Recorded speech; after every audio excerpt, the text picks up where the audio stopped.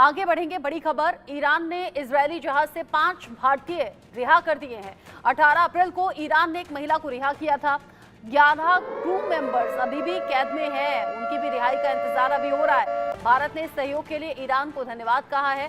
भारत लगातार ईरान के संपर्क में था, उन भारतीयों की रिहाई के लिए बात कर रहा था जिन्हें ईरान ने कैद में रखा।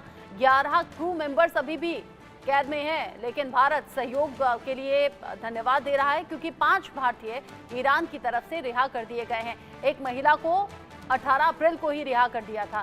ईरान से भारत की जो बातचीत है वो लगातार हो रही है। 5 भारतीय रिहा करने के बाद अब उम्मीद और ज्यादा जगी है कि जो 11 क्रू मेंबर्स हैं उनकी रिहाई भी जल्द ही हो जाएगी। 18 अप्रैल को ही ईरान ने एक महिला को रिहा भी कर दिया था। ईरान और इजरायल के बीच में जो कुछ हो रहा है या फिर बाकी देशों में भी है जहां जहां युद्ध की स्थिति बनी हुई है, भारत जानता है कि तटस्थ तरीके से अपनी बात रखनी है। भारत जो कि कभी भी युद्ध को बढ़ावा नहीं देता और भारत की तरफ से लगातार ये कोशिश रहती है कि युद्ध की स्थिति को टाला जा सके या फिर युद्ध को शांत किया जा सके। फिर चाहे रूस यूक्रेन के बीच का युद्ध हो, इजरायल और हमास के बीच का युद्ध हो या फिर अब ईरान इजरायल के बीच में जो हालात हैं उनमें भी भारत की तटस्थ भूमिका हमेशा से रही है।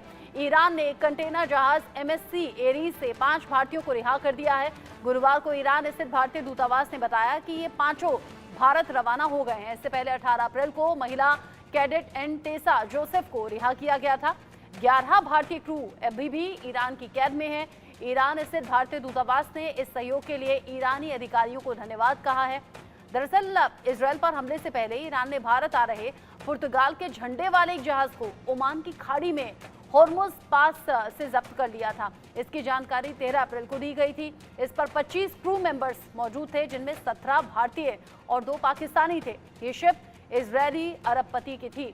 13 अप्रैल को होर्मुज स्ट्रेट से गुजर रहे एक इजरायली अरबपति के जहाज MCS एरीज को ईरान की सेना ने कब्जे में ले लिया था।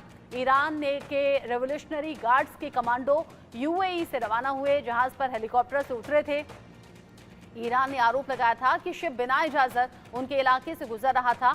जहाज में इजरायली अरबपति की भी हिस्सेदारी है।